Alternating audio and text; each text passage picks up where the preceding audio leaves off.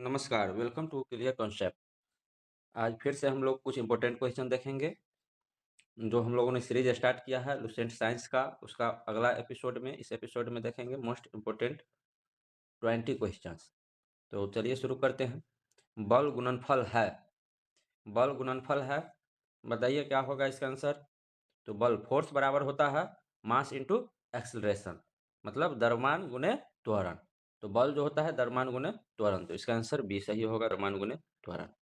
जब कोई व्यक्ति चंद्रमा पर उतरता है तो उसके शरीर में उपस्थित क्या होता है, पदार्थ की मात्रा में परिवर्तन होता है, भार घट जाता है तथा मात्रा अपरिवर्तित रहती है।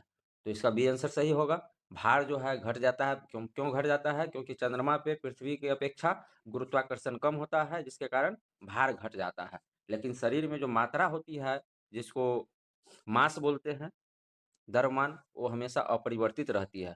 तो भार घट जाता है और मात्रा अपरिवर्तित रहती है। तो इसका आंसर बी सही होगा।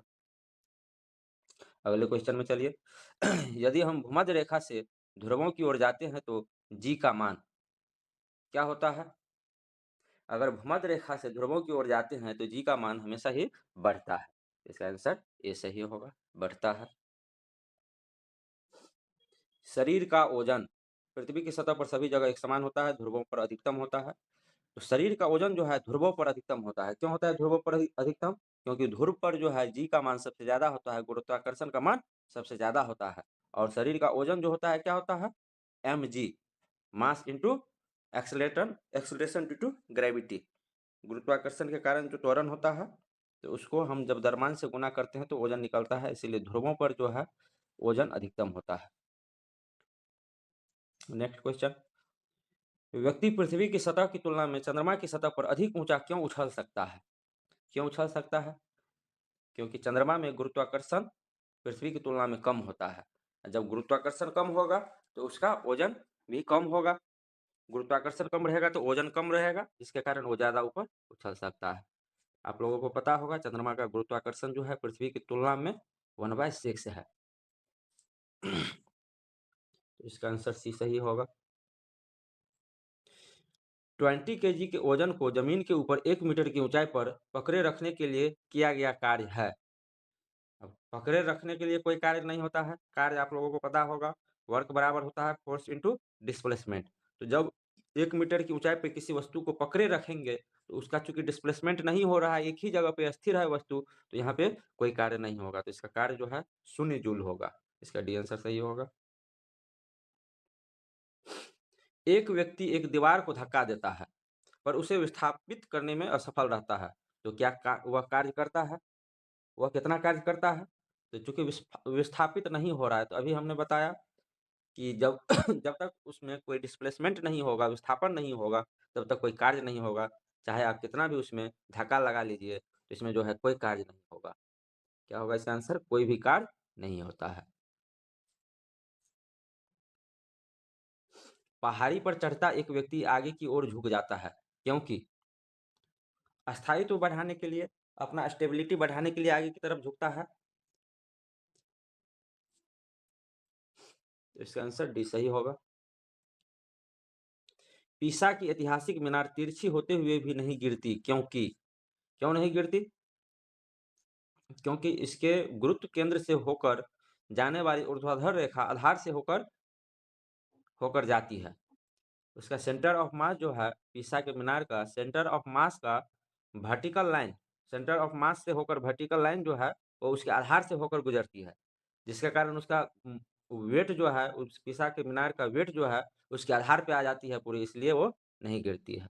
तो इसके पीछे साइंस है। इसके गुरुत्व केंद्र से जाने वाली ऊर्ध्वाधर रेखा आधार से होकर जाती है। यही आंसर इसका सही होगा।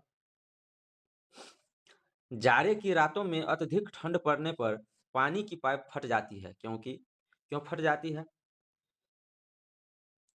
क्योंकि जमने के बाद पानी का आयतन बढ़ जाता है। आप लोगों को पता होगा पानी का आयतन जो है सबसे कम होता है, घनत्व सबसे ज्यादा 4 डिग्री सेल्सियस पे होता है, जिसके कारण 4 डिग्री सेल्सियस पे ही पानी का आयतन सबसे कम होता है। 4 डिग्री सेल्सियस से अगर ऊपर भी जाएगा, बढ़ेगा, तब भी उसका आयतन बढ़ जाएगा, और नीचे जाएगा तब भी आयतन बढ़ जाएगा। पानी से भरी डाट लगी बोतल जमने पर टूट जाएगी, क्योंकि कोई बोतल में अगर पूरा पानी भरा हुआ है और ढक्कन लगा हुआ है तो वो बोतल टूट जाएगी जमने पर। क्यों टूट जाएगी?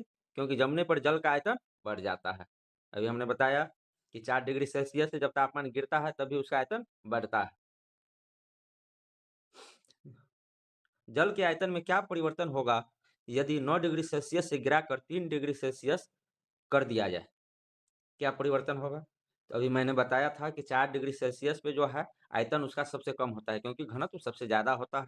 और 4 डिग्री सेल्सियस से ऊपर मतलब 9 डिग्री 4 डिग्री सेल्सियस से ज़्यादा है, तो 9 डिग्री सेल्सियस पे आयतन क्या है? ज़्यादा है। धीरे-धीरे जब 4 डिग्री पे आएगा तो शुरू में जो है उसका आयतन घटेगा। 4 डिग्री सेल्सियस तक उसका आयतन घटेगा। उसके बाद क्या होगा? फिर 4 डिग्री सेल्सियस से जब उसका आयतन और कम होने लगेगा, 4 डिग्री सेल्सियस से जब तापमान और कम होने लगेगा तो उसका आयतन और फिर से बढ़ जाएगा।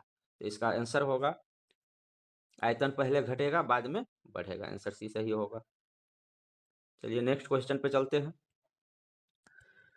एक झील में तैरने वाली इस्पात की नाव के लिए नाव द्वारा विस्थापित पानी का भार कितना है? तो नाव द्वारा विस्थापित पानी का भार कितना है? ये जो है नाव के उस भार के बराबर जो झील के पानी के सतह के नीचे है।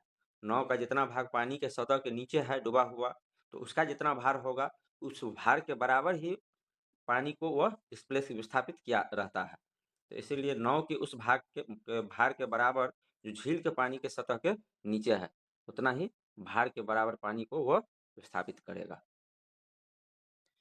किसी कालीन की सफाई के लिए यदि उसे छड़ी से पीटा जाए तो उसमें कौन सा नियम लागू होता है? कौन सा नियम लागू होता है? गति का पहला नियम, जिसको जड़त्व का नियम भी बोलते हैं। इसमें क्या होता है कि जब हम किसी कालीन को डंडे से पीटकर छड़ी से पीटकर उसको झाड़ते हैं तो उसमें क्या होता है कि उसमें धूलकण जो होता है वह जड़त्व के नियम के अनुसार अपने जगह पे बना रहना चाहता है, और जब डंडा से पीटते हैं तो कंबल एक जगह से हटता है, तो जिसके कारण धूल जो है नीचे गिरता है। तो गति का पहला नियम। सड़क पर चलने की अपेक्षा बर्फ पर चलना कठिन है, क्योंकि बर्फ पे चलना क्यों कठिन है?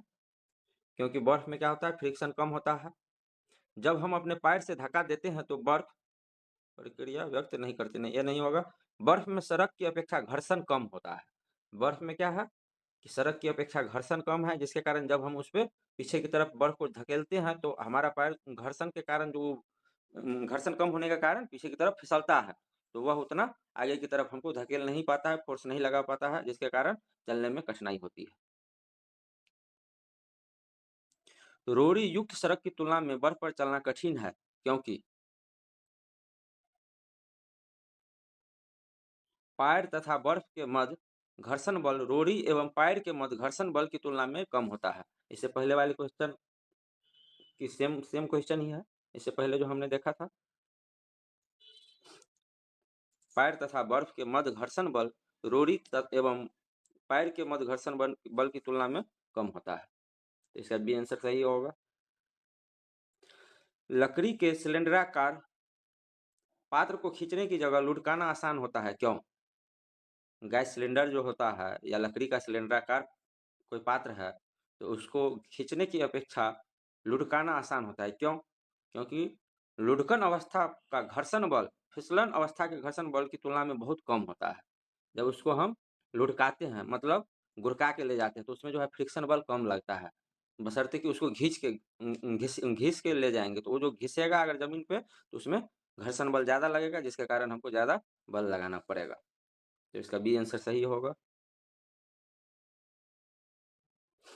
एक नदी में चलता हुआ जहाज समुद्र में आता है तब जहाज का स्तर, आप लोगों को पता होगा कि समुद्र का जल जो है नदी की तुलना में ज़्यादा खारा होता है, जिसके कारण उसका घनत्व ज़्यादा होता है।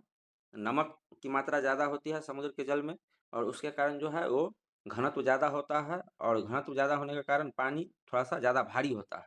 तो उसमें क्या होता है कि भारी अगर ज़्यादा पानी है तो कोई अगर जहाज पहले नदी में चल रहा था तो नदी में ज़्यादा डूबा हुआ था और समुद्र में कम डूबेगा। क्यों क्यों कम डूबेगा? क्योंकि समुद्र का पानी ज़्यादा भारी है, तो थोड़ा ऊपर आएगा। इसका बी आंसर सही होगा, थोड़ा ऊपर आएगा। लोहे की कील पारे में क्यों तैरती है जबकि यह पानी में डूब जाती है? क्यों? क्योंकि लोहे का भार पानी से अधिक है तथा पारे से कम। लोहे का भार पानी से अधिक है तथा पारे से कम। पारे का जो है घनत्व लोहा से ज़्यादा होता है, जिसके कारण लोहे का भार जो है पानी से तो अधिक होता ही है, क्योंकि पानी का घनत्व जो है लोहे की अपेक्षा कम है, लेकिन पारा का घनत्व जो है लोहे से ज़्यादा होता है। तो ज़्यादा भारी होने के कारण लोहा हल्का हो जाता है वहाँ पे पारा की अपेक्षा, तो पारे पे लोहा तैरता है, जबकि पानी में डूब जाता है। जब एक ठोस पिंड को पानी में डुबोया जाता है, तो उसके भार में ह्रास होता है। यह ह्रास कितना होता है? तो किसी भी वस्तु को हम पानी में डुबाते हैं, तो उसमें ओजन में कमी आता है। तो कितना वजन में कमी आता है? तो उस वस्तु के द्वारा जितने पानी को विस्थापित किया जाता है, उस वस्तु के द्वारा जितने पानी को विस्थापित किया जाता है, उस पानी के वजन के बराबर ही उस वस्तु के भार में कमी आता है। तो विस्थापित पानी के भार के बराबर, इसका ये आंसर सही होगा।